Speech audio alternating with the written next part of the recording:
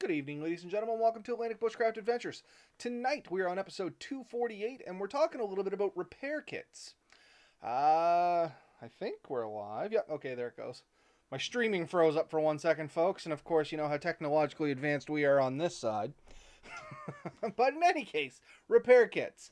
And this is something that you wanted to chat about there, Ben, so why don't you lead us in a little bit, and I'll give you my input where I can.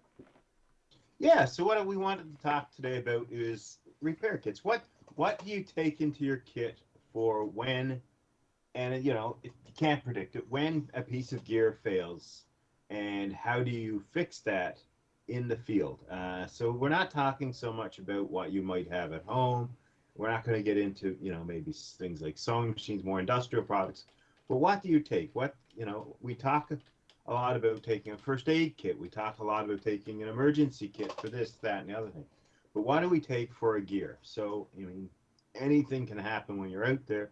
And there's a few basic things that I think we all carry, but maybe we don't talk about it quite enough. So, a common one we could start with, but obviously it's not where we're going to necessarily end, is your sewing kit. You carry a pack, you carry your clothes on your back.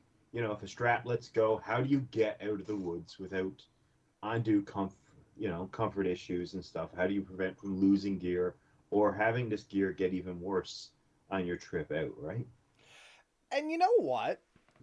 I bet you there is actually a significant portion of people that don't carry a sewing kit with them. And to be fair, I was one of them for the first little while I was bushcrafting. It was one of those things I never really seen a need for. But then, as you said, as things started to break, as I tore my clothes when I was out there, you can even mend a basic hole in a tent, though it may not be perfectly waterproof like it was before. You can seal the hole.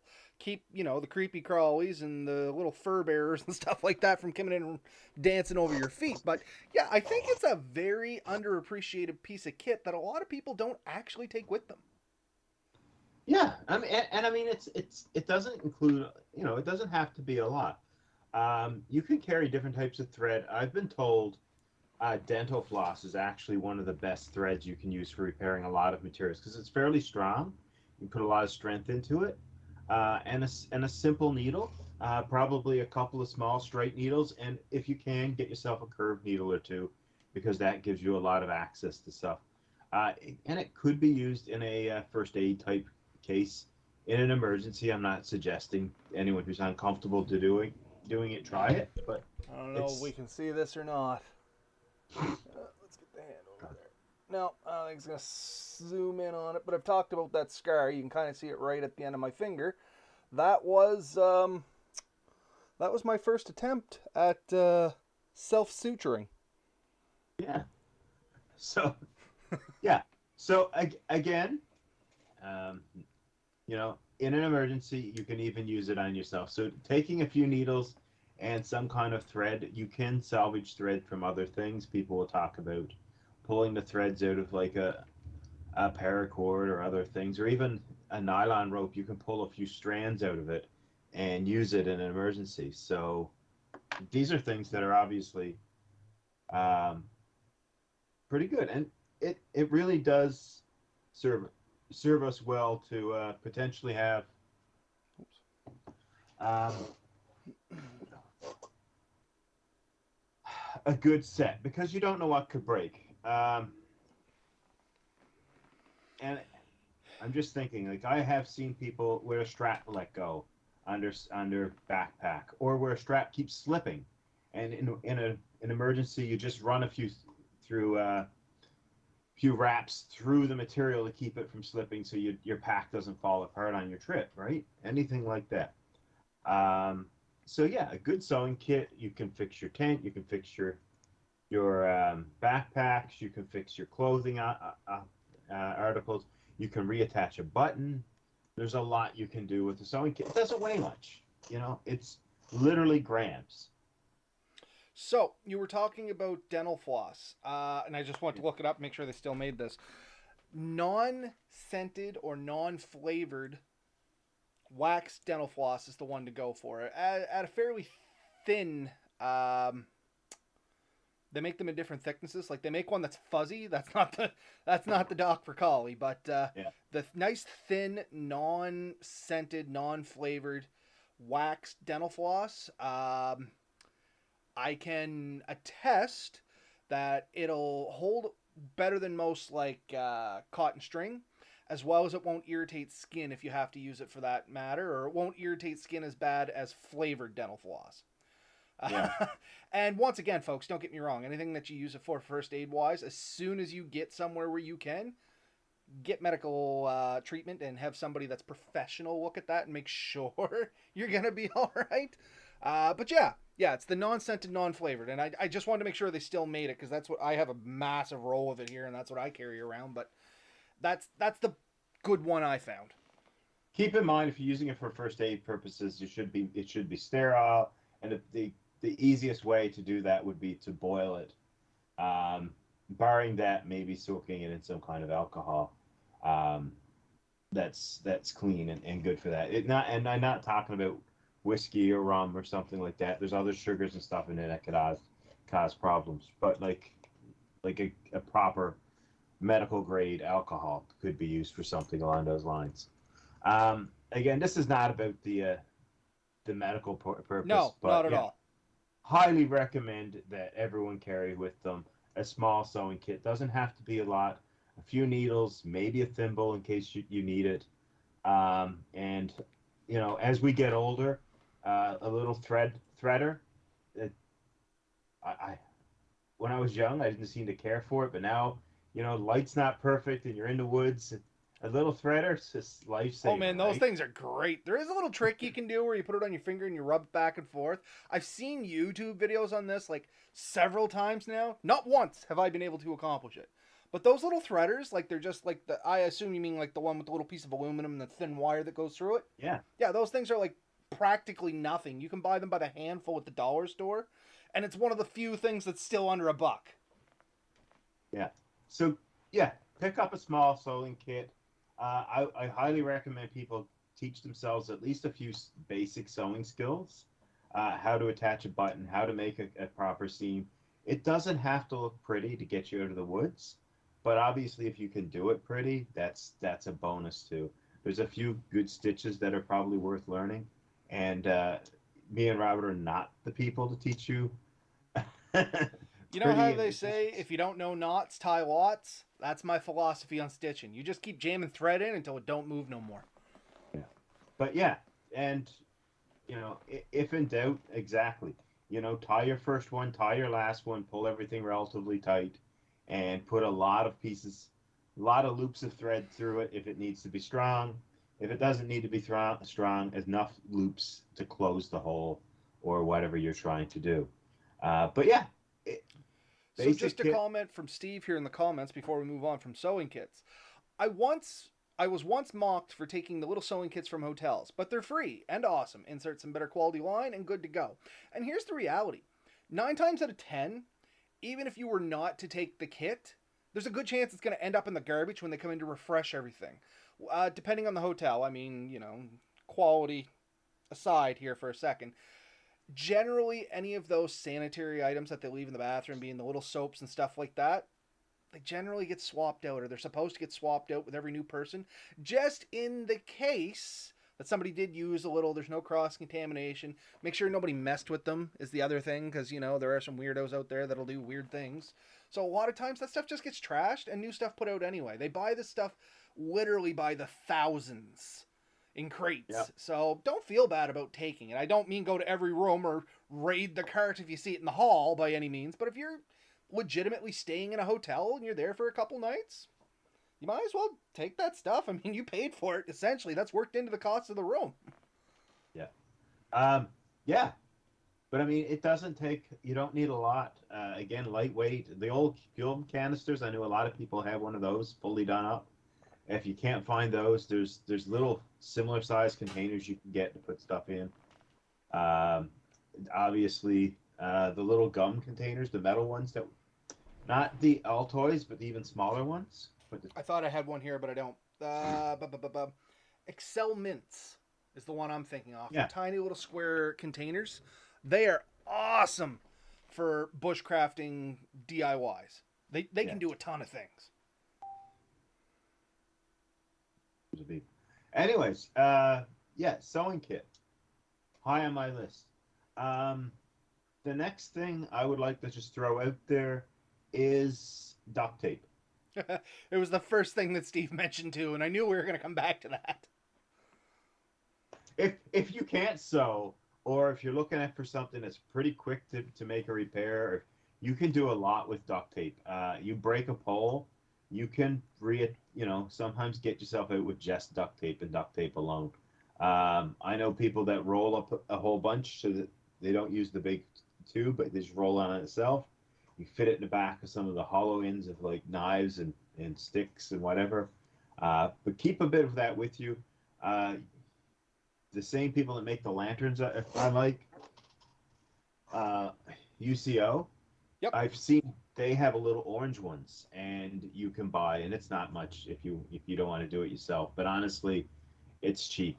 But if a few feet of duct tape, yeah, you can. Similar to the thread needle, you can close up a wound, you can repair your tent, your tarp. Uh, I was going to say, even not to dive down a rabbit hole too far, but duct tape is one of the best things in the woods for all the reasons you mentioned. It's also great blister protection on your feet. If you start getting a blister or something like that, slap some duct tape over it, right over the bare skin. And I know, bear with me, folks. Slip your sock back on. It's an anti chafe guard, and they have proven that whatever chemical is in the duct tape that makes it sticky actually reduces blisters.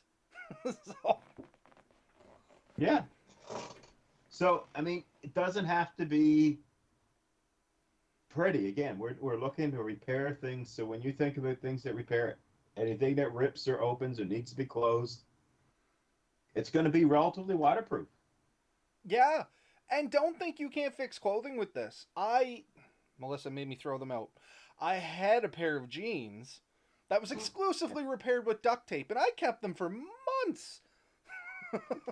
I made, I have made the duct tape wallet and pouches and things like that. You can make containers. You can do a lot of stuff with duct tape. If you put a hole in a boat, you can repair that hole enough to get yourself out, like a canoe or fiberglass or even the plastic ones. I'm not saying it's going to be perfect. I'm not going to say it's going to be great when you get to the end, but if it reduces the amount of water coming into the boat and the distance you can travel, it's a viable solution. So a quick question from the comments here. Is 90 mile an hour stronger, 90 mile an hour tape stronger than common duct tape? And this is from Fun in the Woods. I'm going to be honest. I don't have a lot of experience with the 90 mile an hour duct tape. Tape. Because I always cut, like, I don't know, maybe it's an Atlantic Canada thing, but I mean, here we always used to call plain old duct tape 90 mile an hour tape. You know what I mean? It wasn't until later on I realized there's actually a brand of tape called 90 mile an hour tape. Technically, on paper, it's meant to be a little better than duct tape because duct tape, DUCT, it was that. It was made for duct work. You know what I mean? But I mean, for the cost of it, I think cost per roll, you can't beat duct tape. Like, the Gorilla tape, yeah, it works a lot better, but you pay a lot more money. The 90 mile an hour tape, it might work a little better and you pay a lot more money. Duct tape, you can literally get knockoff duct tape from the dollar store for like $4 and you come out with like 30 feet of it or something. Yeah. No, I mean, and it doesn't have to be duct tape or 90 mile. There's other tape. There's a couple of clear tapes out there. Tuck tape. Honestly, you can seal a lot of stuff up with Oh, tuck tape. tuck tape is ridiculously good stuff. Like the red stuff you use on Yeah. Silverwall. Man, when I was young, I stole so much of that from my dad. Man, he was pissed. But that But stuff's yeah, amazing. but I'm just saying, like a decent wide tape can be used to repair a lot of stuff. You can wrap it around poles. You can cover up holes. You can join two pieces of material to it. If you need it to stick together, it's a viable option. Again, doesn't take up a lot of room. You can take 4 or 5 feet of it. It's only, again, it's grams. You're not into ounces or even pounds yet. But you can take as much as you want, but get that weight down. But at least take a bit. It really can save you in certain instances, right? Yeah, no, 100%. I'm trying to think, and sorry, I kind of zoned out there for a sec. You give me 1 sec, I might have something here. And if you can find this stuff is amazing, but it is hard to find. I'm a little wonder what he's got. And it's even harder to find in my. Oh, here it is. Got it.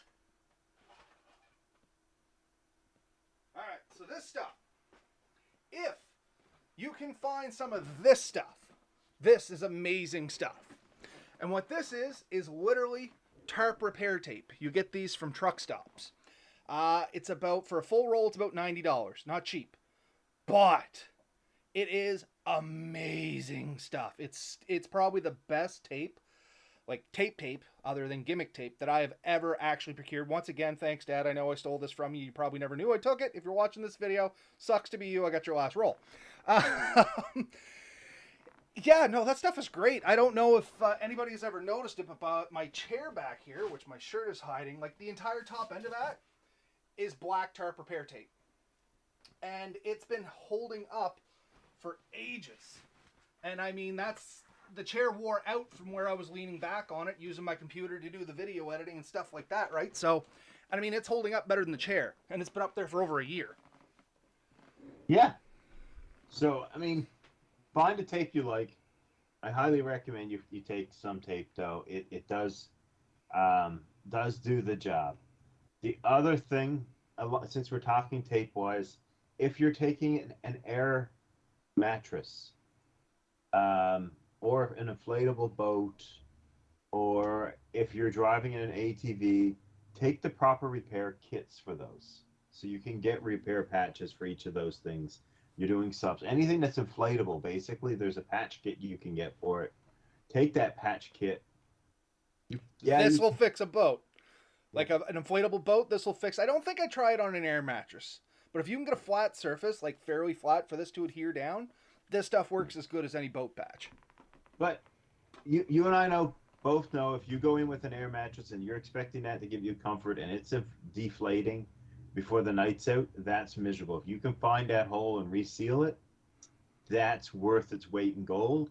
And the kits, I mean, most of them come with a kit. So just get a little Ziploc bag, put all your repair kits together, and then take that with you. And then if you have a problem, ideally label it for what it's for. So expat or hibernate or whatever, so you can kind of know that it should be compatible, and keep that stuff together. So when you go to grab your kit, think about what you're taking. You can pull some of them out.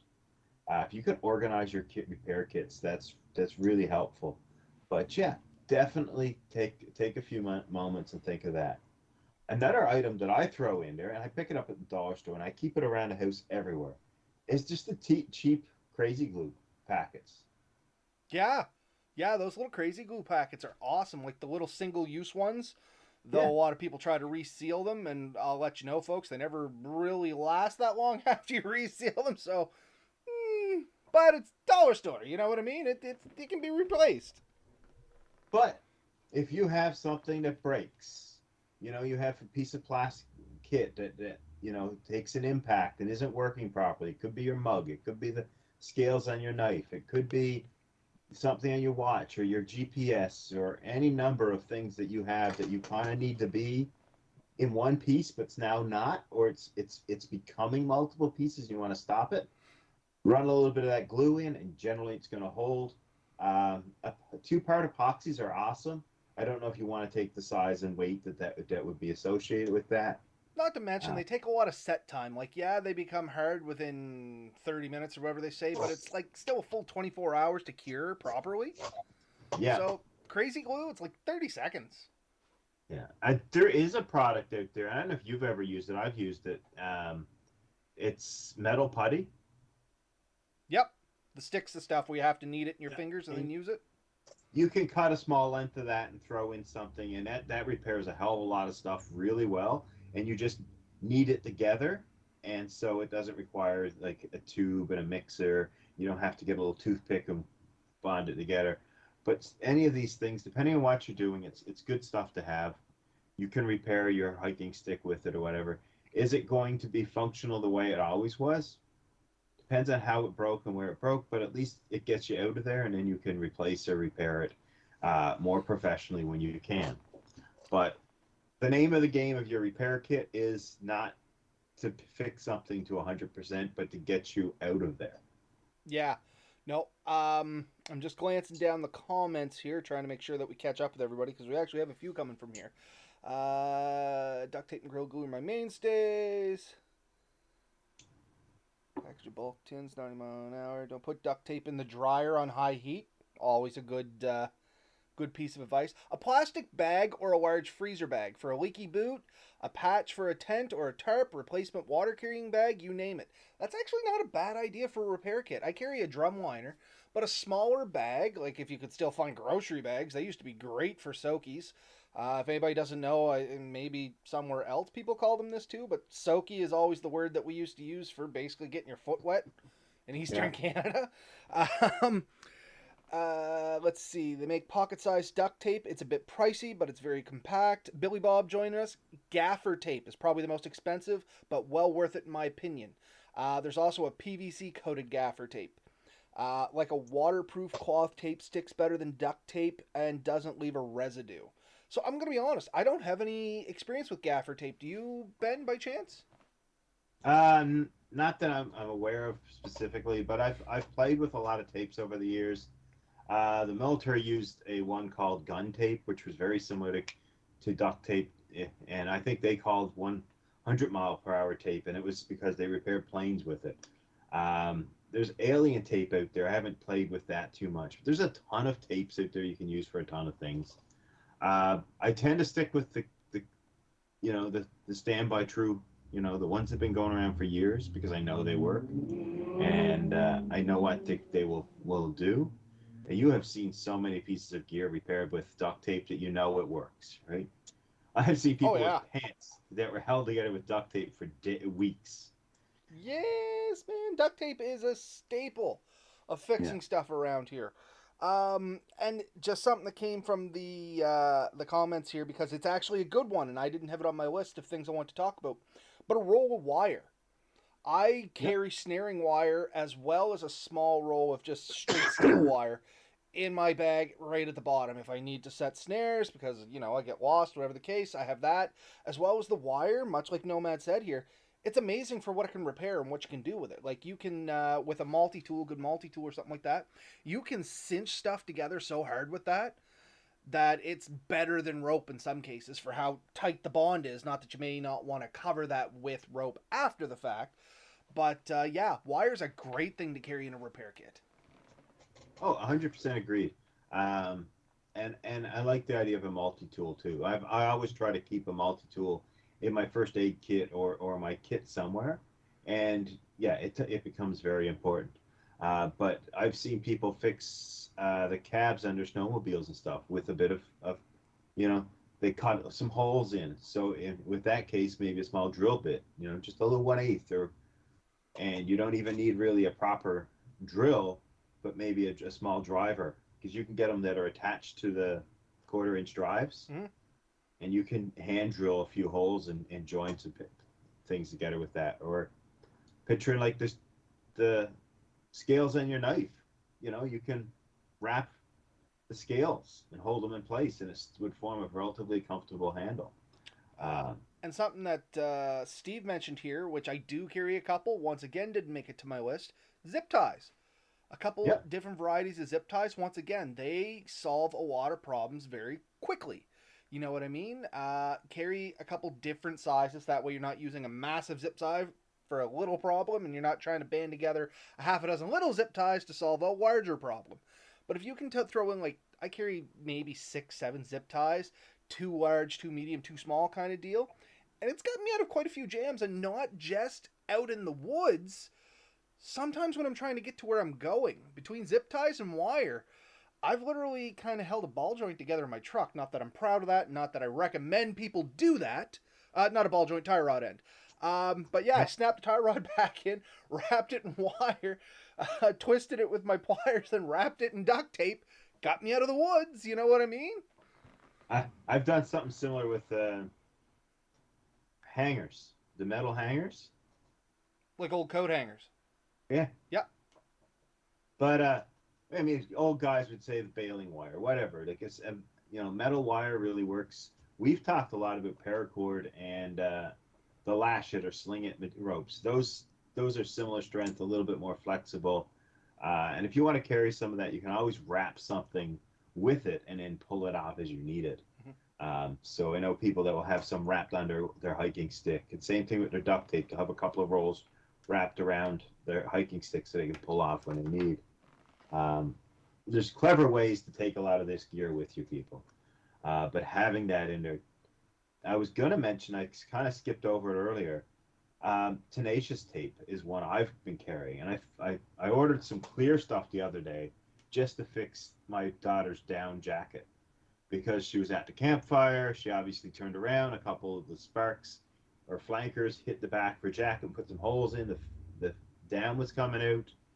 So I sat there with a little blunt object, pushed all the down back in, put the clear tenacious tape over it, and you can barely notice it. And now she has a functional jacket still without loss of losing it. You got a down sleeping bag, a down jacket, down vest, down booties, your nylon tents and tarps. This is a quick way to fix it, especially for burn holes and small holes. Uh, I think that's all the comments we had there. Uh, Trim, carry a pair of pliers. We talked about the pliers, and an all-one your multi-tool. And that's the thing, multi-tool comes back in not only as a functional part of your kit, also a staple of your repair kit. Um, I guess for me, something else I carry in my repair kit, and I only have this as an example, but Ranger bands. I always carry a yeah. couple extra Ranger bands with me. Not these; these are tactical bands. I'm still the jury's out on these, to be honest with you. But actual Ranger bands or bicycle inner tube, whatever you want to call it, a couple pieces of that go a long way. Um, and you can use it for binding stuff together. You can use it for attaching one item to another. Like for me, a bunch of my knives, I take some duct tape, wrap around literally a Bic lighter, then Ranger band that to my knife case. And now you have duct tape, a lighter, and a knife all together. The duct tape part for repair. It also works as a fire starter. You have the lighter in case you need to make some fire. And you got a knife so you can actually shave down and make some, feather sticks or some tinder, whatever you need to do. It's almost like a tiny little first aid, or not first aid kit, survival kit. You know what I mean? Just at the very basics of it. But I mean, those things, I use them to stick stuff together all the time. It's not a permanent connection or semi permanent like tape or wire or something like that. It's just rubber. Keep that in mind. But I mean, it works good to do minor repairs if you have to attach two things. Throw in there too a lighter. Yeah, a lighter. Well, I mean, if you're going into the woods, you should have a lighter with you anyway. Even if you're going to do primitive fire making, we've said this in the past before. Take a Bic. There's nothing that is easier than flicking a Bic to get a lighter going. But not But only that. Go ahead. I think you're going right where I was going to. I was gonna say, you got threads coming loose on your clothing. You can end it up there. You got frayed ends on material. You can oftentimes seal those up pretty quickly. There's a lot of little things you can fix by just heating it up. Plastic can be joined. Have you seen where you take like pop bottle, cut it in strips, wrap it around, and then heat it up, and it'll cinch down even stronger and Yes. smoother?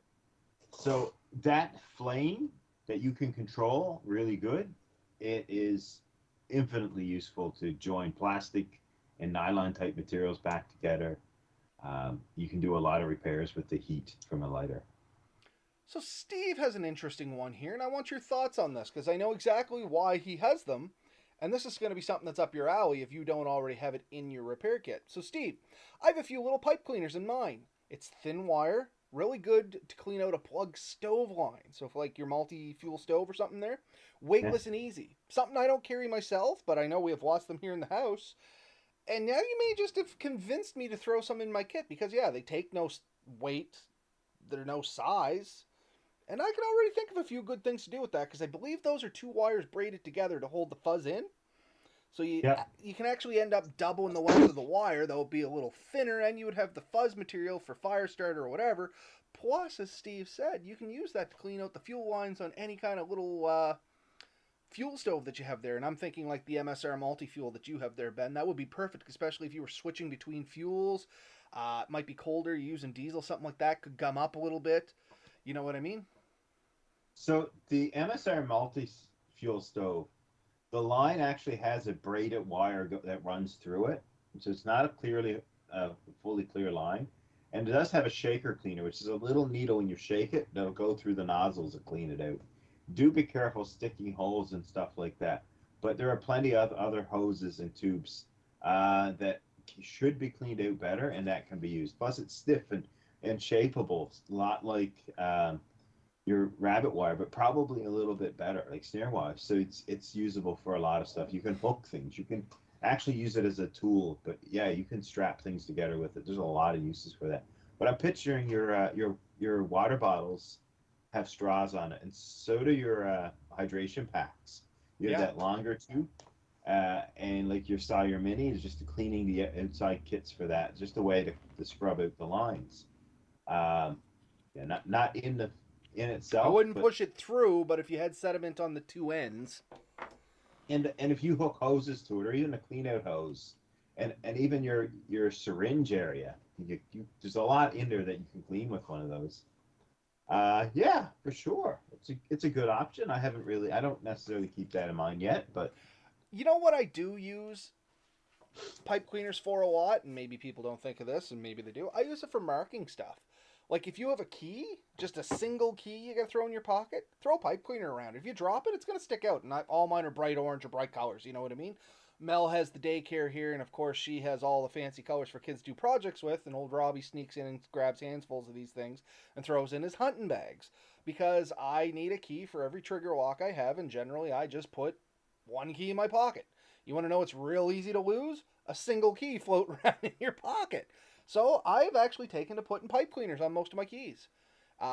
Because if you've ever seen trigger lock keys, they're tiny little keys. Super easy to lose unless you keep them on a key ring, but you don't really want to carry around your entire car keys when you're going somewhere to hunt. You know what I mean? So I just throw a pipe cleaner around with it. I attach the pipe cleaner to the gun case when I am done unlocking the trigger lock. That way it's all together. When I come back, I just put the trigger lock back on. Pipe cleaner now has something that's real easy for me to attach to like a D ring or something that might be on my vest, and off I go. yeah, yeah. Um, has anyone mentioned a proper fiberglass pole repair kit? No, not in the comments here. So you can get these, and if you do break a fiberglass pole, it's a little tube that you can stick over the break and rejoin them again. It is very useful if you're camping with a tent that uses a lot of fiberglass poles, because the reality is, if that pole breaks, it's not always an easy solution to fix it. If you look at the tents that use like your your hiking poles, then you can cut a stick to replace it. But if you're using a fiberglass pole and a dome, it's you're probably going to tear a tent up trying to get a stick to go through it, Yeah. right? So in those cases, I would take something like that. Um, I realized this last summer, spare rope for hammocks and guidelines is essentially necessary, because if you ever break one of those lines, you may not even be able to set that Yeah. sleep system up, and that's a big deal. So I now have an extra piece of line that I use that I can swap out if I lose one of the the straps or something from, say, my hammock. So Nomad made a comment here, and I want to touch on it for a little bit. Just our kind of thoughts on this, because I'm sure you're going to be much the same as me, Ben. I like to carry some basic tools because unfortunately there's a lot of trash out there in the world. But with a few simple tools, you can turn that trash into stuff you can use. So yeah, we talked about a multi-tool and stuff like that, and here is my where this led me into, and maybe your thoughts, and you can come around back on this, Ben. Any of these repair things that we're telling you that you potentially may want to add into your kit and stuff, don't wait until you're in the woods to try and use it. Try and test it out of the woods. So one, you know how to use it, like these patch repair kits and stuff like that for air mattresses and stuff. Sometimes there's a method to the madness. You can't just slap it on and, hope it works. Sometimes the air mattress has to be deflated. It's better if you keep it under pressure for a little while. Like, figure this stuff out before you go into the woods. That way, one, you're educated on how to use it, and two, you're confident that's going to work when you need it to work. Yeah. And And sometimes it needs to be properly cleaned before you start with that, right? These adhesives, these sealants may not adhere to something that's damp or greasy or oily or whatever. So you need to get stripped up material off. So understand that too. Rubber oftentimes needs to be agitated for the glue to work. So you need like a rough surface to go over it. Make sure you understand the instructions for this stuff. The other thing, like you said, there's a lot of garbage out there, is think about the gear you're taking and if it breaks, how easy it is to repair, or can you manufacture the parts you need with readily available materials out there. So again, consider having a tent that you can make the poles for rather than one you have to carry the poles in. A, you're saving yourself a bit of weight, but B, the potential of it breaking and leaving you stranded is much less because you can replace it with something that you can manufacture on your own. Tent pegs, we've talked about this in the past. You can buy tent pegs or you can manufacture them in the woods. Yeah, no, I very rarely take tent pegs with me. I just make them as I go, to be perfectly honest with you. A couple pieces of stick made to a Y, you tap it in when you're done. You can either burn them or return them to nature, you know what I mean? And it's that much less in my back that could potentially poke through some of the other stuff and create other damage, is what I run into a lot. Tent pegs to me have been the bane of my existence carrying around tents because the dang things always seem to get lodged into something. Go figure, eh? Something that's designed to be jammed into the dirt. I know, as hard as it is to believe. Yeah. So Billy Bob, a small bore cleaner in whatever size caliber you need, and a small cotton rag and some bottle of oil if you're out there hunting. I carry a boar snake. If you don't know what a boar snake is and you're into hunting, I suggest you just kind of Google it or whatever your search engine is. Duck, duck, duck. Um, that's pretty much all I carry, Bob. In all honesty, man, and a tiny little bit of oil in one of my kits, and I've never needed more than that, in all honesty. I maintain my stuff pretty good when I'm out of the woods. Once I get in the woods, the worst that's going to happen is some dirt's going to go down the boar or into the action, right? And the boar snake will usually take care of any of that. Yeah. I mean, a lot of gear that requires some maintenance comes with a maintenance kit. The little MSR stove does come with a maintenance kit to work on it. Things like lanterns, all that. Oftentimes, you can get maintenance kits for that.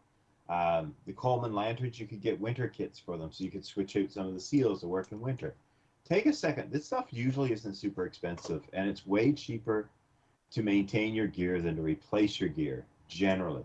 If it's not, look at replacing your gear because you shouldn't be spending money on more money repairing something than it was originally worth, in my opinion, unless it has huge sentimental value and you just can't consider getting, any other option. Another item, and seam sealers and stuff, these are all really important things that you can take an extra bit, seam tape or whatever, but just wax. Somebody did say beeswax in the comments Okay. way above. I'd have to scroll up now. I'm going to give credit to somebody. Anyway, you go for it. But I carry tea Nomad. lights. But if you get a seam leaking, especially in like canvas and nylon tarps, you can rub a bit of wax over the top of it, and it should stop the seam from leaking at least for a few days. Um, and you can use it as fire starter. You can use it as a lot of stuff. But yeah, you can do some pretty good repairs with just a bit of wax, especially with regards to weatherproofing things, right? 100%. So comment from Nomad, just to add to a story here. On one trip, the only cordage I used was the front inner tube I found. I used it to build a raft and paddle a mile on a makeshift raft. Story for another time. Okay, I want to hear that story at some point, but yeah, that's a different show. Maybe we'll get some guest stories. That might be a fun episode to do. Yeah. I had one last thing in the back of my mind, and now it just slipped out and it's gone. Uh, okay, repair kit. I don't necessarily know if it's a piece of repair kit or not, but it was mentioned in the comments, and I kind of agree with it. Some form to sharpen your knife. I don't take my most advanced sharpening kit out there into the field. I have a Lansky, multi-stone sharpening kit here, but something like this Speedy Sharp, and I know some people are gonna roll their eyes and stuff like that, but if you get a very badly blunted knife or something like that, you can get a quick edge on it. You know what I mean? Enough to get you through your outing. And then when you come back, you can dig out your big expensive kits or take all your water stones or whatever you want to do and put a proper edge back on something. But just to get a quick edge in the woods, whatever you got. I often carry a diamond stone. I also carry a little ceramic sharpener that I use, and it's a very smooth one. It puts a nice fine edge on it. So if you lightly damage your edge, it works. If you put a big nick in it, I don't think it would do me much good. I'd be there forever. But it does put a nice edge on it, and it just sits with my fork, knife, and spoon. It just fits in the same bag. It's the same length, and it helps prevent it from ever getting damaged. And I've carried it for years, and I've used it numerous times, and it's great. A little diamond sharpener. This is one I got from a kit. I think it's a bigger kit than the rest of this here. I tend to use the small one more often than not. There's a good example of, but just I got this at Walmart. I didn't pay that much for it. But yeah, a good sharpening kit or a file. I guess that's a good thing to just bring up briefly. A file. You can get rid of a sharp edge off a broken piece of material with a file. Now this is a mint, so I know you're going to be. Here's a floss kit. It carries 10 yards of thread. And when this thing doesn't weigh much, feet. get it? What? I said almost 30 feet. Yeah. Yeah, 9.2 meters. Now, it's a fair bit of material. You can get these at your dentist when you go to give these away. Dental floss is not super expensive. These are really good because they fit in your pocket and you can clean your teeth out with them, but you can also use them as sewing materials. You can lash things together with them. I highly recommend something like that line. Yeah. So, anything else? That's pretty much all I had on my list. But before we end for tonight, not that I want to switch topics just yet, remind me I'm going to address a question that came up on the YouTube channel. Okay. Yeah. So I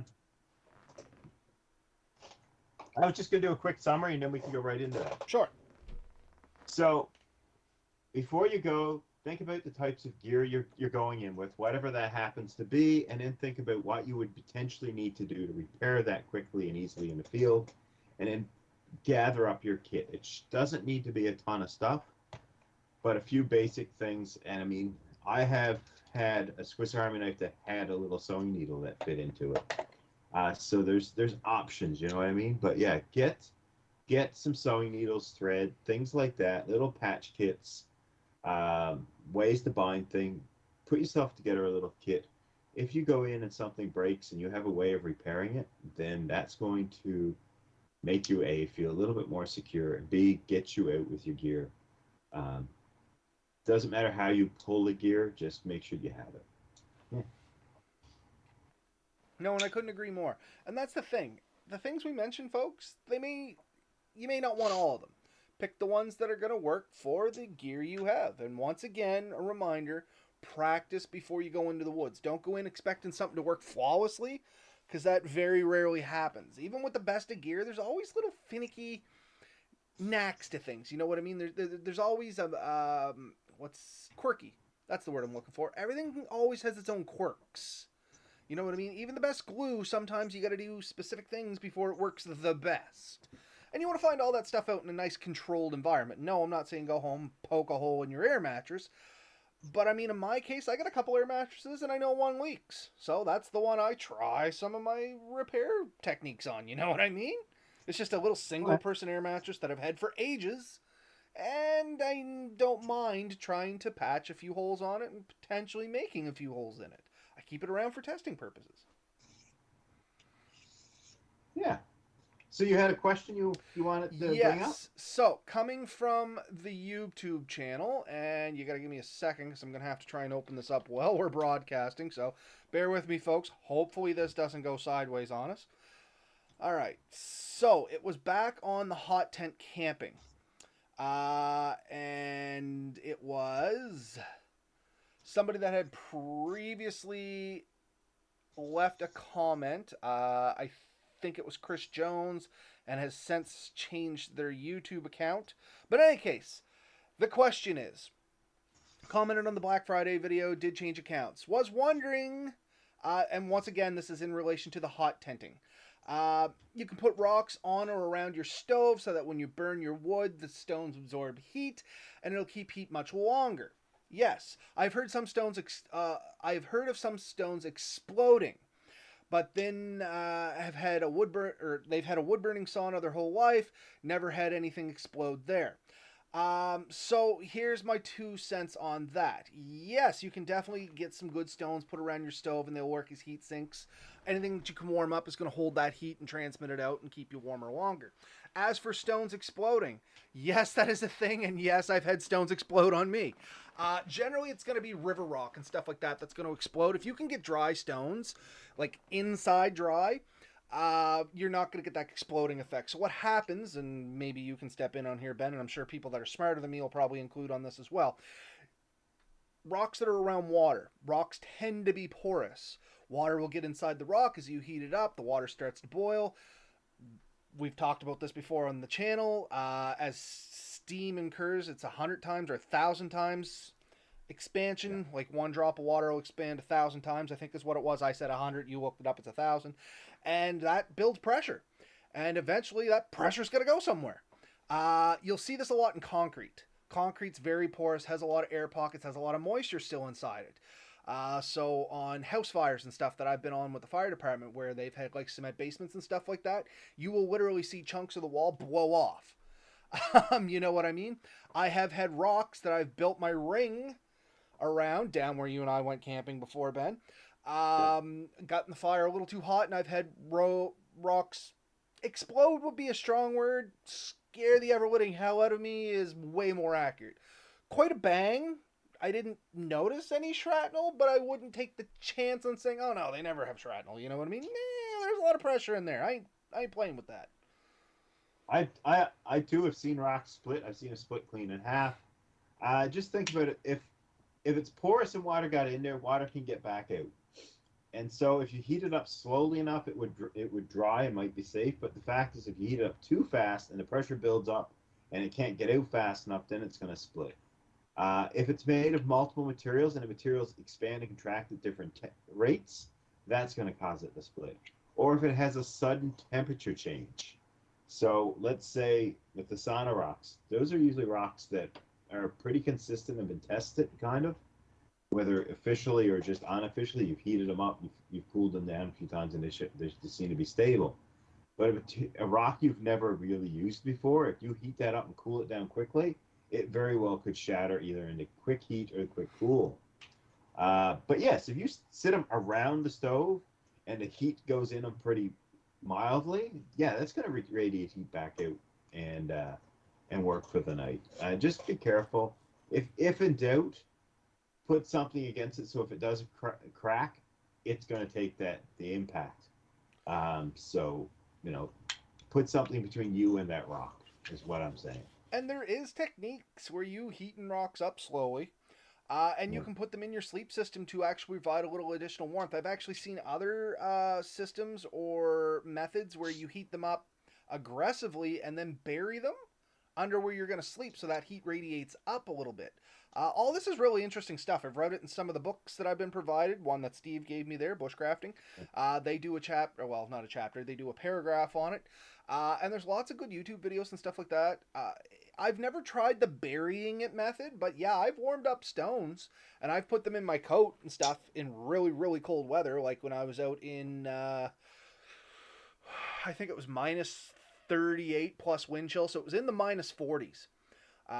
And we didn't have a lot of snow, so it was a bitter, bitter cold. Not much to insulate. I can't remember why I was in the woods, but anyway, I do remember taking some stones, warming them up closely to the fire, not to the point where I couldn't hold them, but to where they were warm and basically made, bushcraft hand warmers. Yeah. Yeah, I've heard stories of kids growing up in Newfoundland that they would heat up rocks in front of the fire and bring them up and put in their beds. So it's not an uncommon method. Just know that there is a risk. Be careful with it. Think about what you're doing. With a reasonable amount of care, you can mitigate most risks. So just one last comment on the rocks. Steve posting here. Steve and Chris had built a beautiful exploding fire one night. So yeah, once again, river rock, and this is generally where I see it. Any kind of rock that's been around moisture. So out of a swamp, around a river, something like that. Generally, if you get more inland rocks where there's not a lot of water, there's lower risk, not Yeah. zero risk. As Ben was saying, the rocks that you get in the sauna, they're usually some sort of sedimentary or igneous rock. They're pretty porous. Steam can get out fast. So they tend to be tempered towards being used for that. It's not like it's the rocks that you dug up from your river and throw in a bucket that you're pouring water on. They're generally specialized rocks. So yeah, any rock that's going to be around any kind of wet water source has the potential to do that cracking, exploding kind of stuff. And I've had good luck with river rocks, and I've had bad luck with river rocks. I had bricks. We had a fireplace made of brick, and one, when you were sitting by it, it was like you were getting hit by pellet guns. Like they were coming off fast and hot. And we And that's what Steve decided, is saying here. Melted his camp chair. It was like a yeah, firework shower. you do a lot of damage. So be careful if you do see a rock that has split. Make sure you get it away from the fire and anything that resembles it away from the fire. So if you see other rocks that are similar, they're probably going to have a similar risk. Like I said, mitigate those risks by thinking about what you're doing. For sure. Anything else? No, that was it. I just want to address that. I was going to write it up in the YouTube, but you know what? I thought it was important enough that we should actually address it on the channel. And I already posted that I was going to be addressing it in this episode. So, Perfect. food for thought. So I think that's it for me tonight, Ben. Do you have anything else you want to tack on to this episode? Actually, before we go, we might as well say Merry Christmas, Happy Holidays, whatever it is for everybody out there, whatever your belief or holidays happens to be. We wish you the very best from our families to yours. Because we're not going to be back until after Christmas now. No. And that was the next thing I wanted to bring up, and you did a great job. Happy holidays, Merry Christmas. Regardless of what you believe and think, we wish you the absolute best over the Christmas holidays or the winter holidays, and hope you guys are getting out there having fun. I hope that somebody gifts you some awesome outdoor gear over these holidays. And like I would say, get out there, have fun, let us know how it goes. Exactly. Night, folks. We'll catch you next week after Christmas. Hopefully with some new toys. Yeah. Night